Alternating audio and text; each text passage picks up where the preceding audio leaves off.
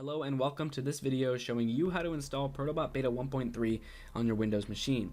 If you end up using Linux or Mac, it should work about the same way. Alright, let's get started.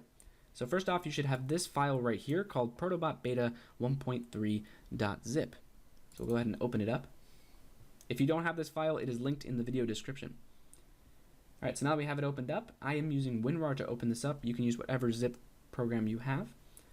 And we're going to go ahead and look at this file right here, which has all of the contents related to Protobot, and we're going to go ahead and extract it. I'm going to extract it here onto my desktop. I'd recommend you extract it somewhere where you can make sure these files are kept safe. All right, now that we've extracted it, let's go ahead and close this and open up our newly extracted file. All right, here we are, all of our information related to Protobot Beta and all of its contents. So right here, our protobot beta.exe, this folder, if you open it up, will actually open up Protobot and allow you to use it. But to make our lives a little bit easier, we're going to go ahead and right click and create a shortcut. I'll go ahead and drag this shortcut over to our desktop, and then I will rename it to Protobot Beta.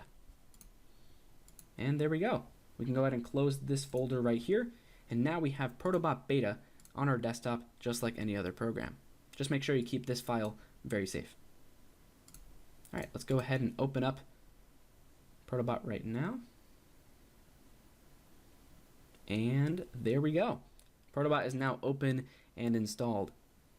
So now that you have Protobot installed, why not go ahead and learn how to use it if you don't already? The Protobot Beta 1.3 fundamentals video is also linked down below. And that's about it for this video. Thanks for watching.